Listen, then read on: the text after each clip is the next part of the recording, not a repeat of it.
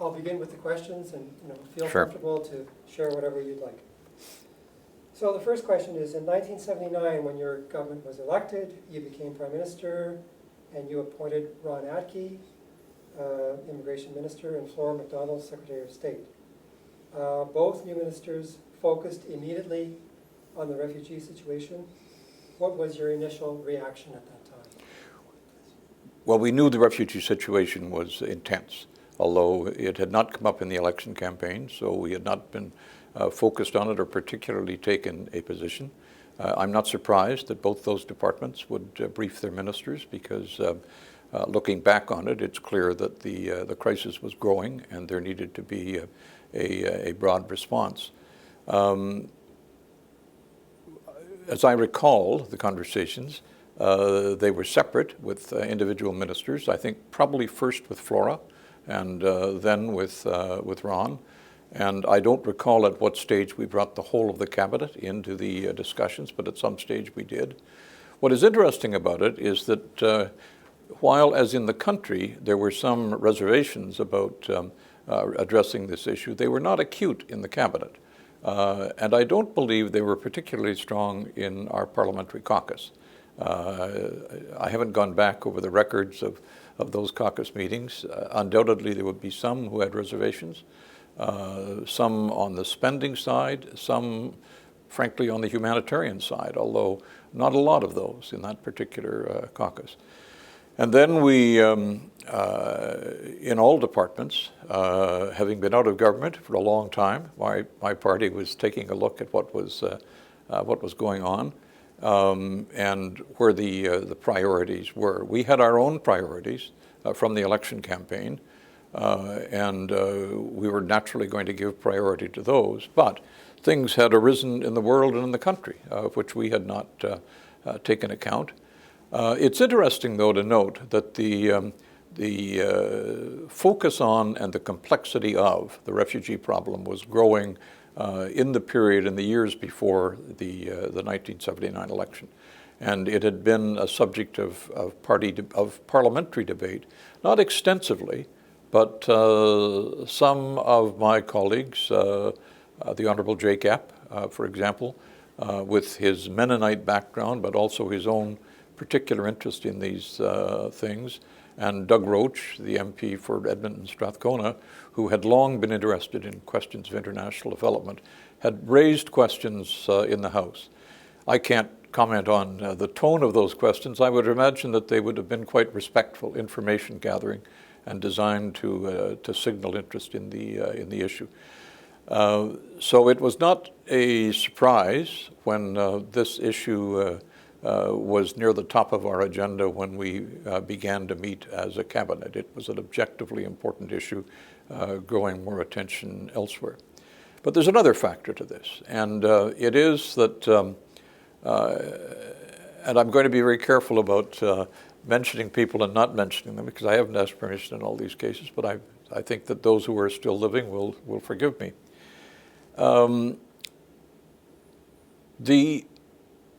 There's a real sense in which we are a refugee country, and we have a sense of having come from away, not in the Newfoundland sense, but come from other places. And I recall saying once during an election campaign, I guess the one we lost, but during an election campaign, I made the point that of my 5 prairie ministers, all were bilingual, but none spoke French, because their names were Epp, Mazankowski, Natishin, Clark, Paprosky. And they had not been the original expected settlers of Canada. Their families had not been. They had come because they could not survive at home. And they had come seeking a better place, and with a strong sense of community, but also with a sense that they had to build into a community. And that was in part of the personal background of all of us around that table. And you couldn't help but have it filter the way that you looked at some of the urgent issues of the day. And if I'm allowed another digression, I think there's a quite substantial difference between the two, quote, new countries that were established in North America. And it has to do with really our sense of purpose. The Americans set out to change the world. They were going to step away from established traditions and be a house on a hill, a guiding light to how others should behave. Our approach was much more, was much less dramatic, much less egotistical, if you will. And I have to say that it began, really, we began as a colony. People came undoubtedly in some cases for adventure or discovery, but many of them came because they were part of the French or the British colonies. But after that, and fairly soon after that, and quite deliberately after that, we began to attract new population from other parts of the world. Some obviously came as they came to the U.S. for opportunity. But we also searched for opportunities. Our governments went out and found people who wanted to have a new start in life. A difference, I think, is that the American idea was to step away from the traditions of Europe. Our idea, Canada's, was to transplant those traditions in new and more positive terrain. And I'm not sure that anyone really articulated it that way, but I believe that is the way that we operated. And I'm not here trying to obscure any of the wealth of prejudices that existed in the country. I'm simply saying that when we were founded and when people were looking at how we could build a compatible country, we did that. I, much later in my life, I guess earlier, in fact, I coined a phrase describing my view of the country as being a community of communities. And that has two elements to it. One is federalist. We are a federation. We can't function without a genuine devotion to the federal idea. But also, we come from immensely different places, and we have a general tradition of being able to respect those places we come from without being antagonistic to people who come from elsewhere. All sorts of exceptions to that. People who are inclined to find faults in a society can find all sorts in that construct. But it has been a feature of Canada for a long time. Now, it was difficult for a long time. I mean, it was only when Mr. Diefenbaker became Prime Minister that we began to have people of non-Anglo-Saxon, non-Francophone presence in cabinet. Ellen Fairclough was the first woman ever appointed to cabinet by Mr. Diefenbaker. Diefenbaker himself, whose mother was a bannerman, always said he would have had much more success much earlier had he been named Bannerman rather than Diefenbaker. And we were conscious of that. People in my party were conscious of that. That isn't to say others weren't, but we were particularly because we were the party of the outs. And we didn't want to stay out, but we were framed by where we had been raised and what our own tradition had been. So there was a disposition around the table for a new government to take these things seriously. Part of that was that we had to establish our own presence, our own identity as a government. We were a minority government. There was not a wide range of things on which we could do that. But this was real, and this was important. And so I think that in that sense, our interest in it was natural. Now, we were not expert in these matters. Some of my colleagues were, probably ironically, Flora more than most, simply by the way she traveled and saw and understood the world. But we had to rely upon advice as we went forward, and we were wise enough to do that. I like to think we did that on a fair number of questions. We were an outsider party. We had real reservations about some of the policies and some of the people who'd been before us. We made some changes in the senior public service. Some of those we shouldn't have made in retrospect, but we did that because we were elected to change things in Canada, and we wanted to put our own stamp on that. But this was almost what motivated our attention to this issue was not a desire to change something in Canada, but a recognition that something was changing in the world. And indeed, that recognition of change predated our being there. The former governments, they were slow about it.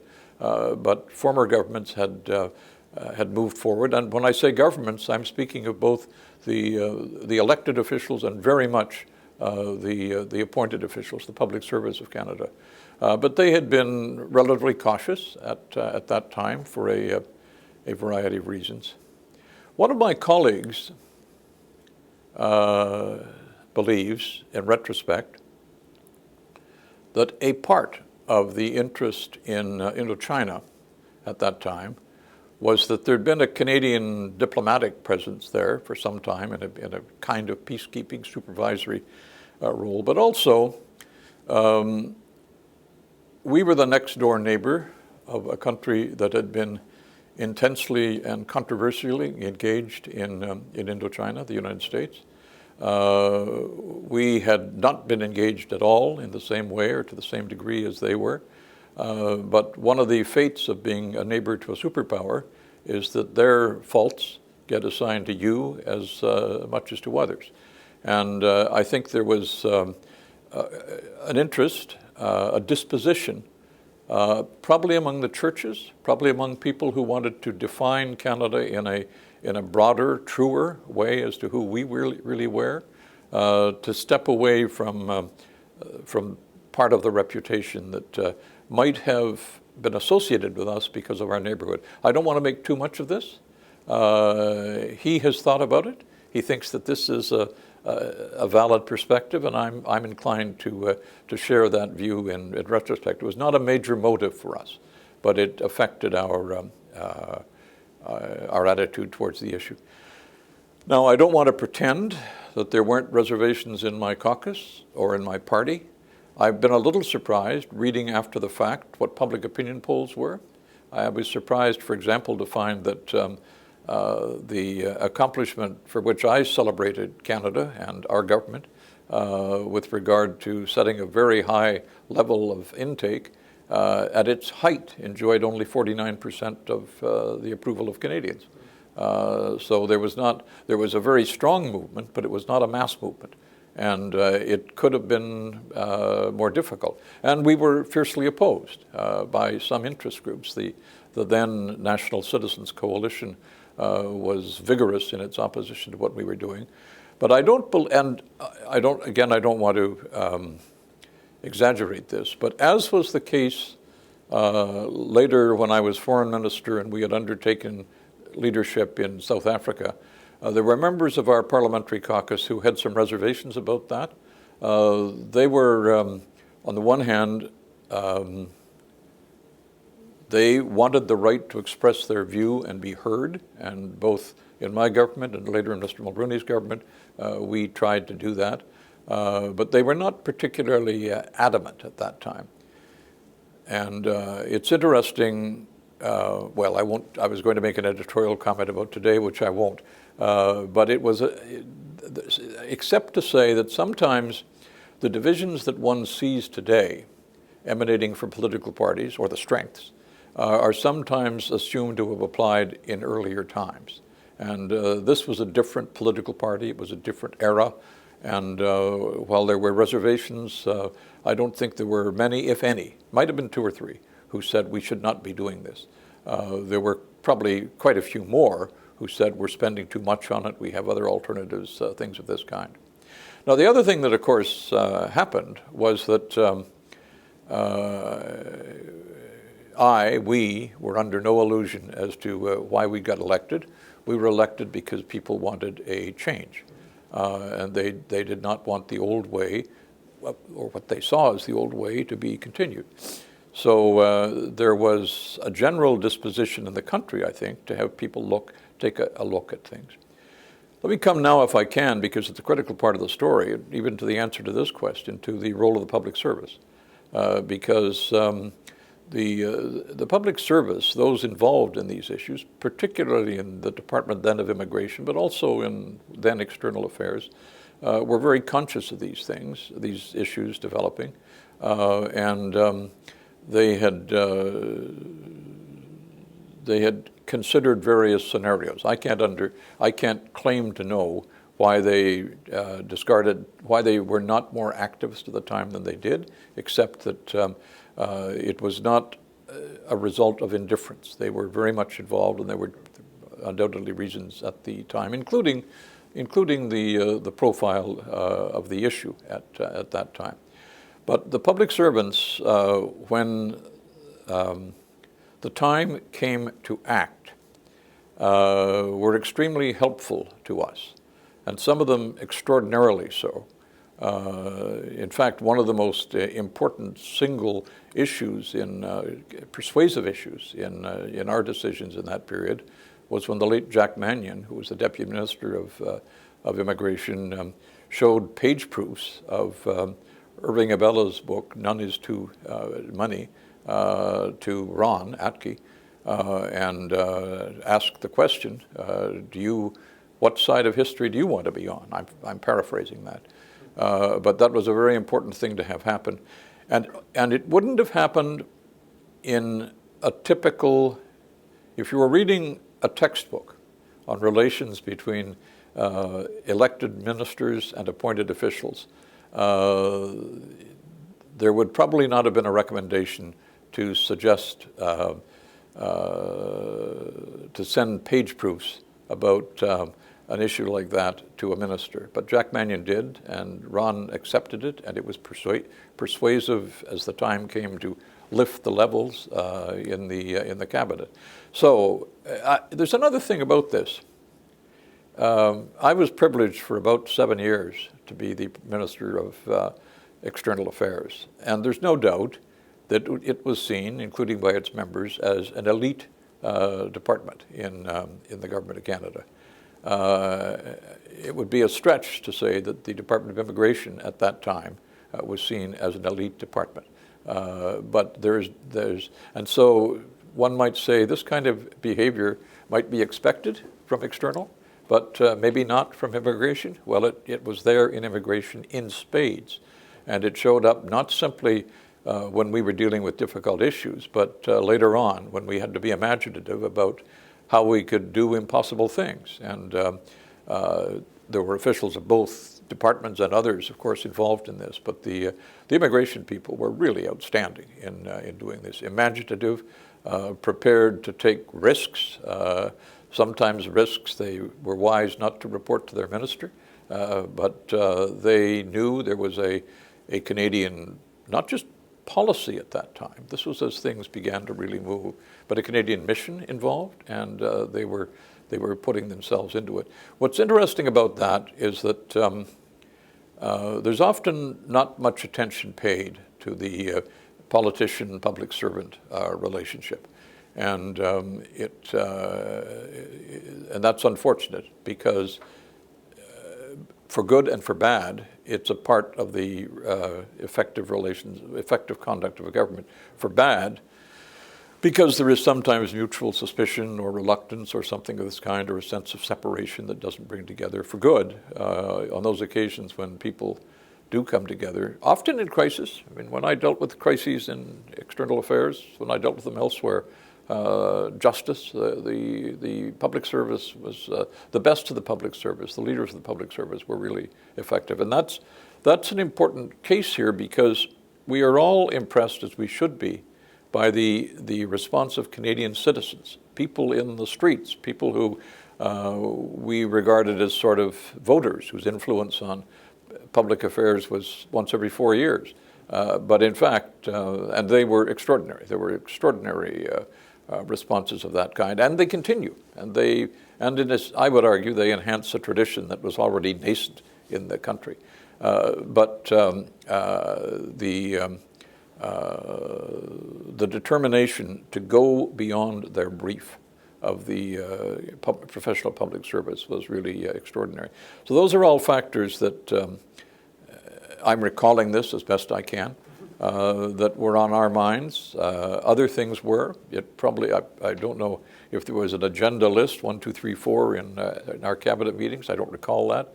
And if there were, I don't know where this issue would have been, but it was high on our radar screen. The other thing I should say, and we can come back to it, is that while the former government and perhaps the country were a little slow to respond to this challenge, opportunity. There were certainly people, including late Bud Cullen, who was the Minister of Immigration, who really drove it, and indeed Andrus before him. Because one of the things that Andrus did, it wasn't precisely on point, except it affected things that happened later. When the bill that authorized private sponsorship was coming before the House of Commons, he insisted that there be committee hearings, that it spend a lot of time in committee. And my recollection is that it was not only a lengthy process, but one with quite a bit of give and take. And it really, by the way, it was also noticed. One of the things that public services do is they do their job without it being noticed. In part, they want to do that. They don't want to be noticed. They want to be successful. Politicians, on the other hand, want people to know what they're doing. And some of those members of Parliament, my party and others, who were involved in those really determining discussions in the committee that led to the sponsorship and other changes in the law, they told their constituents about it. If they were asked, what are you doing down there? They would tell people. They would perhaps not have met their church leaders at home for that reason, but because the churches were so much involved, there was a connection then. And I think that is part of what increased the understanding in the country that this was an issue. There were atrocities we could not ignore, but we ignore a lot of atrocities. Comfortable countries do. And this one became more and more a Canadian priority because there was a sense that, first of all, there was the sense that this is part of a Canadian tradition, a refugee country. But more to the point, there was a sense that the whole country was engaged in this. Your local member of Parliament was sitting on a committee and doing some of these things. I don't want to exaggerate that, but I run that risk because I think it is an underreported characteristic of our system. And this was one of several cases where the engagement of Parliament both improved the substance of what emerged, but also improved the understanding of an engagement in some of the issues. Next question. Sorry about all that. No, that's great. Next question. The previous government had already begun to deal with the Southeast Asian refugee crisis. How did your government, I mean, what's going to happen is that sometimes you will have already kind of answered the question, but sure. I'll ask it. Sure. How did your government respond to this crisis? For example, I'm assuming that Ron Atke would have consulted with the former government, the Minister of Immigration, for example, representations from churches, NGOs, private groups that would have shown an interest in working with the refugees, and new directions for, possibly new directions for the Immigration Department. Yeah, one of the things elections do is cause people who are not parliamentarians, not candidates, but have a real interest in issues, to engage more with parliamentarians, and it causes parliamentarians or people running for office to pay more attention to them. So elections, in that sense, are a good thing to have because they tend to draw people together, and I think that that happened in this case. I'm repeating myself, but the public service, we had suspicions about the public service. They'd been associated with the Liberal Party for a long time. In some cases, that association was much closer than probably it should have been, and probably in some cases it seemed closer than it actually was. But we were suspicious of that. We weren't, and we had said some things, I'd said some things that in retrospect were a little irresponsible about public servants in my career as leader of the opposition. But we were not an anti-public service party at all. We won public service seats We had people who had worked in the public service before, who were our candidates and our supporters. And so if we had a concern about something, if we had a don't go there concern about something, it would probably be an issue we had ourselves proposed that was controversial, and the controversy had been attributed in part to public servants. There weren't too many of those, but there were some. Or it would have been something that we had reason to believe was going really badly, and that it wouldn't, that the reason for that, what we thought was a mistake, might have extended beyond the actual minister. There weren't many of those either, but they were. So by and large, we were a new government with a minority. We needed advice, and we got quite good advice from the public service, I think. And I think that in time, maybe quick time, they came to respect us. About 3 weeks after I was sworn in as Prime Minister, at age, I was then 40, but about 3 weeks after that, I got on a plane to a G7 summit. And both John Crosbie and Flora MacDonald, the late John Crosbie, the late Flora MacDonald, were with me, along with others. And public servants whom we had encountered in the hallways but didn't really know much about. And here was this youngster going into a G7 summit, and I was immensely well served by the Canadian public servants who were around me. And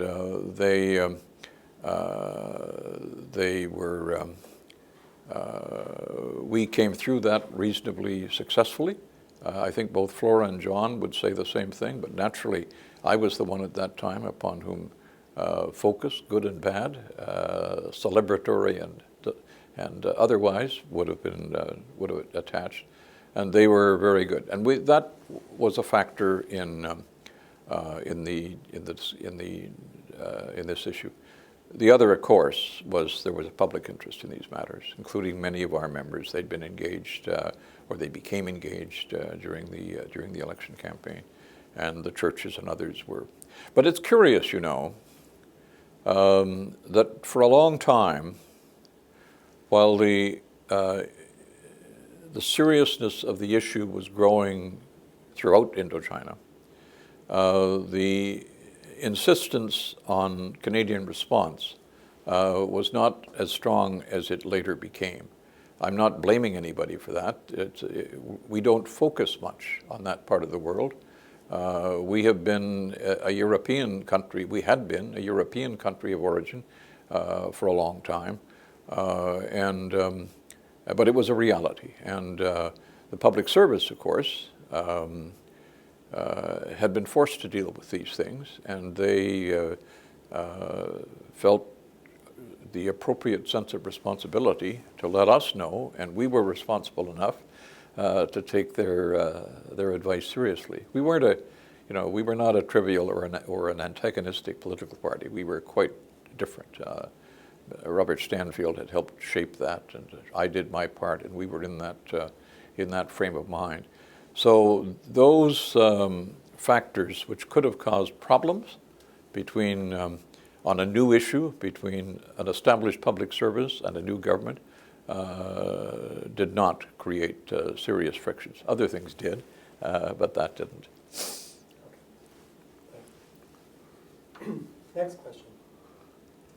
On several occasions in 1979, the UN requested financial assistance as well as an increase in settlement commitments from several countries, including Canada. In June of that year, your cabinet met to consider a proposal to expand the Indo-Chinese program from 5,000, approved by the Liberals in December, to 8,000, plus a possible 4,000 under the new private sponsorship program. What do you recall about that period? Not all the detail. I had not recalled the UN requests and that sort of thing, but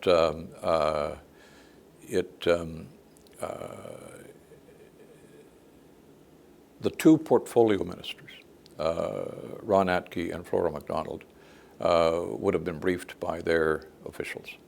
And they were both, by disposition, interested in these kinds of issues. and they were both capable of making a case to their colleagues, and they did. They did early. But it was the case they made, I suppose, in retrospect, was as cautious as the case they had received from public servants. There was not a suggestion of great leaps to be taken. There was not much knowledge, I think. I mean, for example, even years later, I had not really understood what kind of judgment and daring and courage was shown by Canadian public servants who worked for me at that time. Not only did they work for me when I was Prime Minister, they worked for me in the Foreign Ministry. And I just did not know until later, until I began to look at these things, how extraordinary it was. So there was not the strong public profile that there was. There were civil society groups that were interested. But as I learned later as Foreign Minister, sometimes those civil society groups can be as wrong as a minister can be, but on the other side. And I guess that, and they were not catching. It's not so much that they were not catching the attention of Parliament. I don't think they had really caught the attention of the rest of the country. Although that came with immense weight and influence later on. Although, as I mentioned before, only 51%, only 49% approved. 51% either were opposed or more likely had reservations. So, yeah. So, following that situation, a month later in July 1979, given the ongoing crisis in Southeast Asia, Ron Atke and Flora MacDonald recommended to your cabinet a significant increase in Canada's commitment by raising the target to 50,000. This was a very large number by all previous standards. What factors led to the decision to increase the numbers so significantly? Do you recall any concerns that would have been raised about accepting such a large number? I don't recall them precisely. I would be amazed if there were not concerns raised. I think that around a cabinet table, some people may have said things, but I think that there were a couple of factors in play. One was there was a growing awareness that this was a very serious issue. The second was there was a sense that it was an issue in which we were engaged, and it was something in which we should be engaged. And there was a high respect for both Flora and for Ron, including among members of caucus who would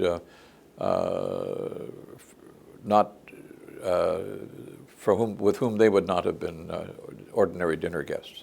But there was that respect that they were two knowledgeable and effective and persuasive ministers. And opinion was changing. It was opinion, and that in part because of things that were happening in the region. The media, Canadian media, had not paid a lot of attention to what was going on there for a while because it was they had their limitations as the rest of us do. I mean, we live in a fairly conventional world. We know what issues are, and we think we know what the issues are, so we ignore a lot of things that have not been in our range before. And then things happened. Tragedies happened. And those were reported, and they were felt, and they had an impact.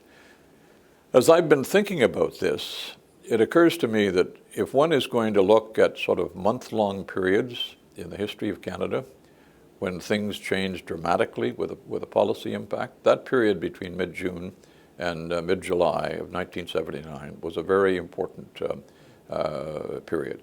And it was also, in a sense, a learning period because we were a new government. And right in the middle of that was a G7 summit. And Flora MacDonald and John Crosbie and I were the official members of government who were there. But, and there were the summits, like most things, are reported for the dinners or the disputes. that go on. What is not recorded is what you learn. And sitting face to face with other leaders and hearing what they're doing, and having your officials sit face to face with other senior officials and knowing what they're doing, for one thing, broke down barriers. I became closer to some of my fellow heads of government who probably thought I had just escaped from high school when I showed up there. And Flora and John both, but Flora naturally, particularly, consulted a lot with people there. She listened to them. She asked what should be done. And she kept doing that when she came back. And she and Ron then consulted and decided that there were things that they should do. My reading, and remember that was a long time ago, my reading is that they would have thought, in terms of their colleagues, that they were pushing on a more open door than on a more closed door. I think they sensed that there was, first of all, it was the right thing to do, but secondly, that their colleagues, by and large, thought it was the right thing to do. And I say with appropriate modesty, they had my support throughout. And I think they both knew that because all sorts of ministers can be enthusiastic about a cause in their portfolio, but if they are routinely discouraged, that has an impact that's very different from if they're routinely encouraged. And I think so, but I think that period of time deserves some attention because it really was a cathartic month, not just in terms of public policy, but in terms of imagination, in terms of the public service. Again, coming up with ideas, the determination to apply something that the sponsorship idea that had arisen in part from a parliamentary committee. All of these things came together to impregnate that month, and it was really a dramatic period of time as I look back in retrospect. I mean, we went from who is that woman at the table to Flora being able to stand up in Geneva and challenge the world to meet Canada's example. That's a quite dramatic change, and it doesn't happen just like that. That happens because there are a number of factors. And in all of this, I was the head of the government. I tend to focus upon what the government did. But there's no question that the real dynamism in this had to do with people who were not in government as such or not in parliament as such, and were driving it. People like Marianne Dewar and others in other cities and other activities across the country. There was and as I said at the beginning, that's normal for a country with our origins. We do that naturally. We don't do it often enough, but we do it, or we have done it naturally. And it's in a world like the one, to jump ahead, in a world like the one we're facing now, that capacity to act and to act together is more and more important. And it's, I would hope that some of these recollections might inspire contemporary Canadians to take a look at models in our own history they might follow, because with all of its controversies, this was a very good model. Yeah. Next question. How did the new private refugee sponsorship program fit into your government's thinking about the relationship between the state and the people in the face of the refugee crisis? I don't know that we were really conscious of it in that sense, except that I think that, and again I'd have to go back to the parliamentary committee debates, but I would imagine that among the proponents of moving forward on sponsorship were the Progressive Conservative members of the committee, and it's a quite right. It's a quite correct line to draw. We believe that there is community action and government action, and that they can often reinforce one another, and left on their own, they can often make mistakes of sort of narrow focus, and we were interested in that generally. I'd mentioned earlier my view of communities. I never polled my cabinet as to how many of them believed that was an appropriate view. And they probably didn't believe it as intensely as I did. Some would have. But I think it opened the eyes of my party to that nature, to that sense of who the country is. This isn't relevant here, but the then Prime Minister dismissed me as being the head waiter for the provinces. I mean, he saw it exclusively in federal provincial terms. He didn't see it in terms of involving parts of the country or people in the country. So that was an element of this that was inherently attractive to us. But what's interesting is that the important element of sponsorship was that it worked. It drew all sorts of people. I want to be careful how I say this because I don't want to risk identifying a constituent. But there was a family in my constituency who, in previous elections, had been fairly clear they weren't voting for me. And it wasn't that they belonged to another party. They didn't like my views on a couple of things. They were very much on the conservative side of the, if I was on the progressive side, they were on the conservative side of the spectrum. And they were fairly critical of things I did and sort of everything they weren't mean, they just had their views and they expressed them. They were among the early sponsors. And they came from a little community, and there was a religious component, I think, to it that was a motivation. And I run the risk of identifying the family, but which I want to be careful of, but they wouldn't mind. They had a general store in an unusually remote area of Alberta, rural Alberta. And the refugee who came to them was a young woman, a quite young woman at that time. And they had 2 or 3 boys who were in that tradition going to run the store. By sheer happenstance, after I was out of Parliament, I was driving through my old constituency and I dropped in to that general store, which was owned then by the Vietnamese refugee. She had inherited the family store. So the question was not, I don't know what happened to the sons. I'm sure the sons chose other things to do. But what was very interesting was that not only did she come to our country, she came to their family. And I think there were a lot of the people who became sponsors, who were affected by, who were had a similar set of motives. But I always, because it's so easy to think that these things are impersonal stories. They're not impersonal at all. Their significance is not that they are, not simply that they're personal. Their significance is the impact they have, the consequences they have, but very often. And here was a fellow whose normal, here was a family whose normal access to decision-making in the country was limited by their fairly evident disapproval of their member of Parliament. But that didn't stop them, and it was a very successful initiative that they took, and I think a fairly typical one.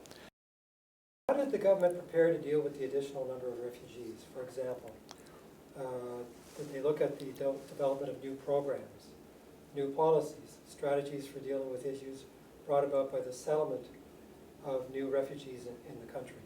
I can't answer that with any specific knowledge. I don't know that. Okay. I should, but I don't. I would like to ask you, though, how hands-on were you as, I know you were the Prime Minister at the time, but how hands-on were you with the whole issue of how refugees were being invited into the country and settling into the country? Well, an opportunity to meet with people? Or yes, I had some opportunities to meet with people, but I think it's fair to say that I relied very heavily upon my 2 most active ministers on this issue.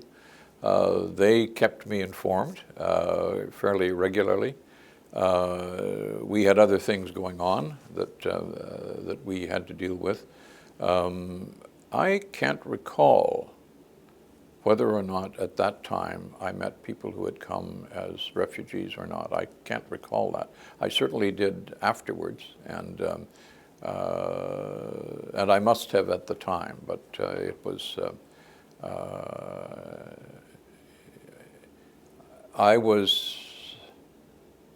I suppose I was more engaged with what the government was doing than I was with what I might be doing or I should be doing. And it was a different media age. I mean, nothing happens in this era without a prime minister being there taking credit for it. And this was a very different era. So I think there may be some recollections that I will resurrect or wake up in the night remembering, but I don't think so.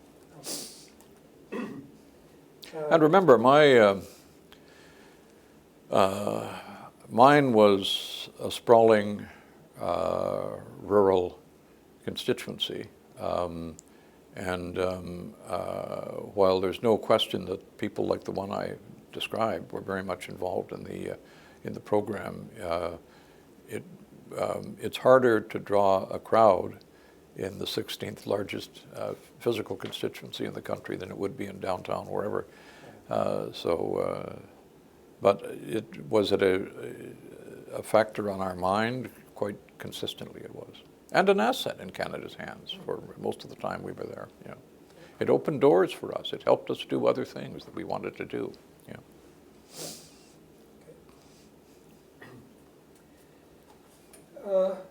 What were your thoughts at the time about the responses from the private groups such as the Mennonite community, the Operation Lifeline, Project 4000, and other organizations? I was delighted. I mean, I was delighted philosophically as someone who believes in a community of communities and seeing these people coming forward.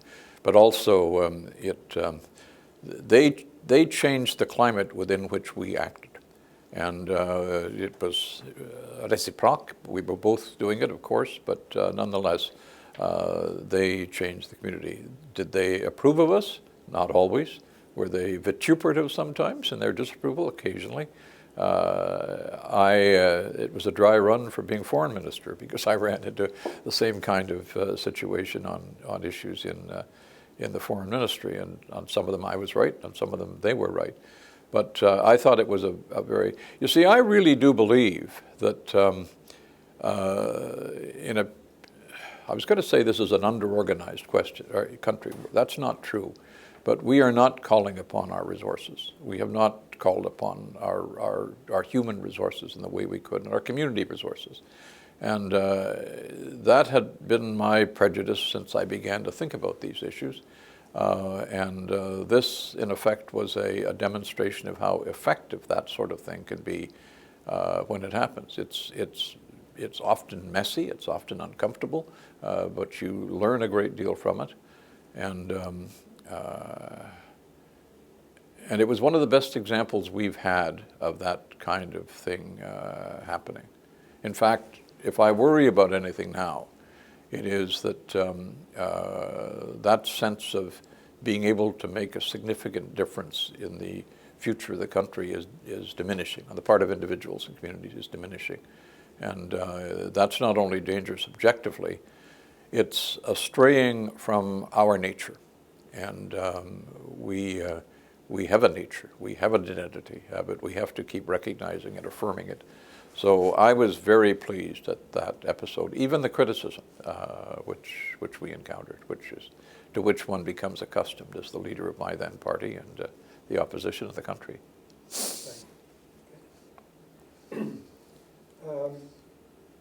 For many people, your government's decision to accept such a large number of refugees and to challenge the Canadian people to participate through the new sponsorship program may just be one of your government's most important legacies.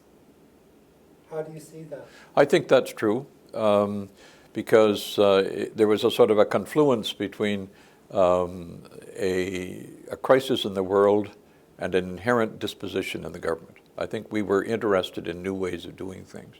And the caricature at the time was that our way of doing things was by cutting budgets. And in fact, our way of doing things was by involving people, by trying to bring new thinking into processes. And sometimes we tried to do that on some issues where it happened, but in effect, this happened to us. Here was a crisis to which we had to respond. And in a sense, it brought out who we were, and who we were was far from perfect, but it helped shape a Canadian response that, I don't want to debate this with anybody, might have been different had we not been there. And that's, and more importantly, I suppose, because that tends to look in the narrow, through the narrow lens of my government, it also showed what the country could do. And it surprised us all by what the country could do. And people who were engaged in some of these activities, I think, were surprised to find who their allies were. They began to work with people they hadn't worked with before, or people of whom they'd not thought much of or much about. And I think that's, we lament authoritarian regimes, but we are not very adept at finding ways in which people with capacity can move into a decision-making. And we didn't discover this in this crisis, but it was there, and we were among the agencies that helped bring it out. Okay, we're at the last question. Oh, okay. What lessons do you think Canada learned from the Southeast Asian crisis, and could some of these lessons be applied to today? I think, in fact, it did change our attitude toward Asia in a constructive way. And it may have changed Asia's attitudes towards us, although that's a harder thing to judge. But I think that they're for a variety of reasons, many of them economic. We are much more interested, economic and security, we're much more interested in Asia than we had been historically, and that was very important. I think it was a source of pride for a lot of Canadians, and that's not trivial. I think it demonstrated the kinds of partnerships that can work. I suppose one of the most salient and important consequences was that it brought to us an enormously creative and accomplished cadre of Canadians who had not been Canadians before, and whose impact upon the way we are now continues to be quite exceptional. And I think in that case, it would be interesting to look at others who came as refugees. I would imagine that on the basis of active citizenship, if there's an index of these things, they would rank pretty high. I'm very interested in the community, in communities acting and communities acting as communities in this highly organized, segmented world.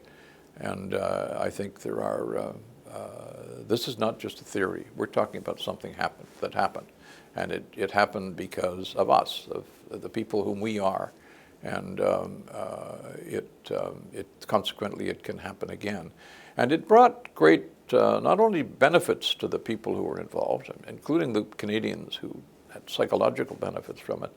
It gave us a sense of what we can be as individuals and as a community. And I think that's increasingly important. Can it be applied now? Right now, we're in a period where the instinct to cooperation is dissipating in Canada. And that's dangerous for us.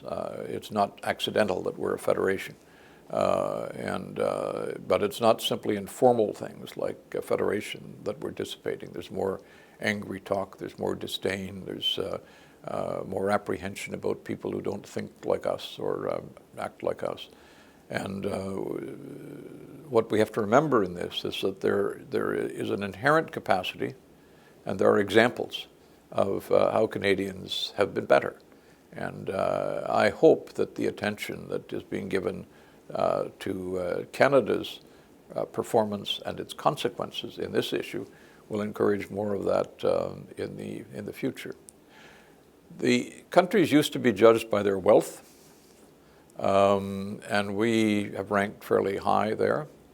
Our great contributions, with some exceptions, have been other than wealth-driven, and we've, among other things, been able to be innovative and to be connectors, and that's needed now more than it had been. Do you have any final thoughts you'd like to share? Sure. Or any other? There's a section, there's a phrase really, in Running on Empty, the book describing from the perspective of the people who did this, what went on in this period. There's a phrase that says, bold policy inspires bold implementation. And I think that's a very important thing to remember. We're so cautious about many things now. And if you're cautious in the conception, you're going to be cautious in the execution. And what happened here was that perhaps we occasionally sailed too close to the wind in some of the decisions that were taken by our officers abroad, but the consequences were very substantial. And it is better to, I'll put a bracket around this, it is usually better to take risks than to avoid them. And we took some risks. We Canadians took some risks, and that's an important thing to do. The other element that I keep coming back to, but I think that we are now in a world, in a phase where we're all emphasizing how different we are from one another. We're proud of our individual differences, but our great successes come when we can overcome them and find ways to work together. And we forget in Canada that we have models of that that have worked. One of the other things that interests me, again refreshing my memory on this, because it relates to this, was that